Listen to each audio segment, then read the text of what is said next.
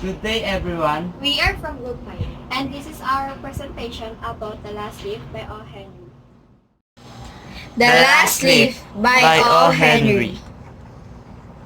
About the author of The Last Leaf was William Sidney Porter, also known as O. Henry. He was born September 11, 1862, and he was died June 4, 1910. He was master of surprise endings who wrote about life of ordinary people from New York. So this is our link. Once upon a time, there was a town of poor painters on a high hill.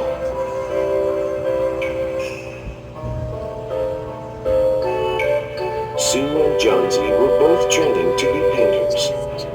They lived in a little brick house at the edge of town. Johnsy had come down with pneumonia and stayed in bed, feeling very ill. Returning home after work, Sue was exhausted.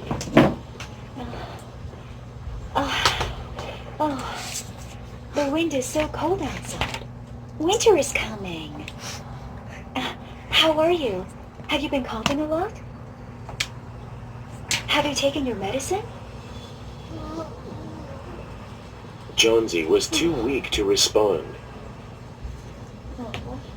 Sue and Johnsy were so poor they could barely afford food. To better understand the story, just click the link here.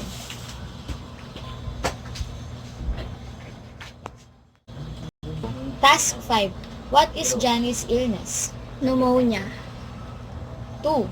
What was the cause of her sickness? The cause of Johnny's illness is caused by the epidemic of pneumonia in Greenwich Village in New York.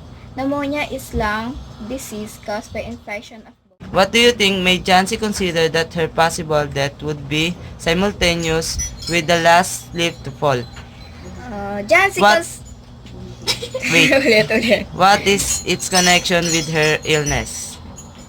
Jassy considered her possible death would be simultaneous with the last leaf to fall because just like our life, tree grows and need a support. When the leaves started to fall, it means the body of the tree is weak. Just like her illness, Jancy's illness made her weak. Number 4. What helps Jancy recover from her illness? Do you think it is psychological in nature? Why? Jancy was very sick and living was difficult despite the sickness. However, she is a fighter.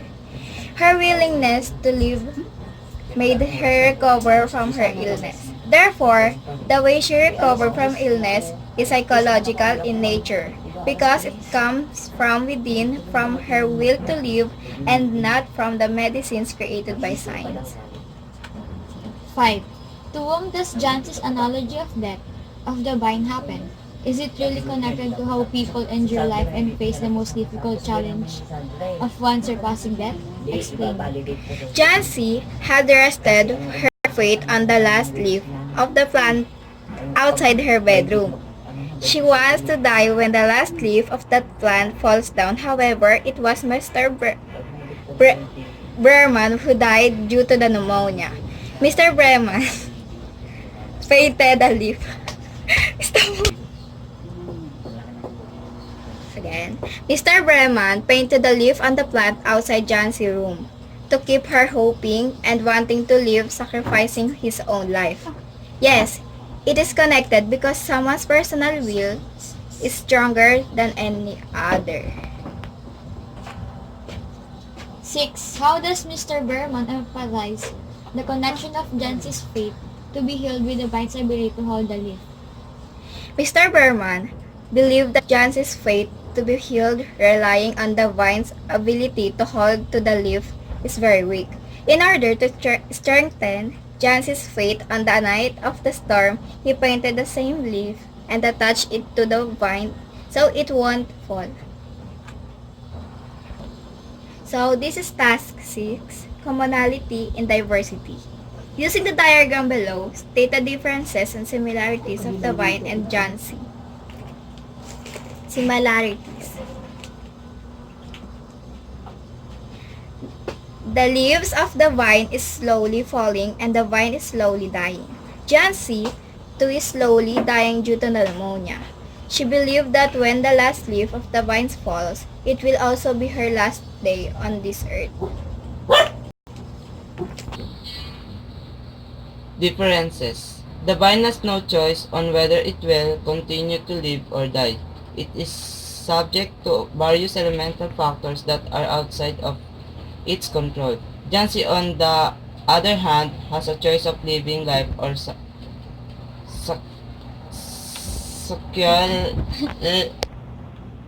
has a choice of living life or be carried away to her sickness. Jansi was just very pessimistic and she equated on the life of the vine.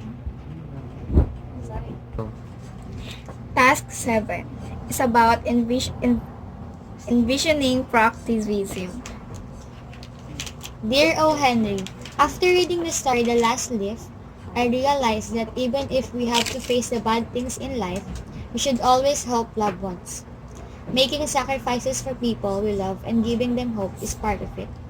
I learned that our lives are precious. We're very lucky to have a chance to live in this not so perfect but wonderful world. So that's our report.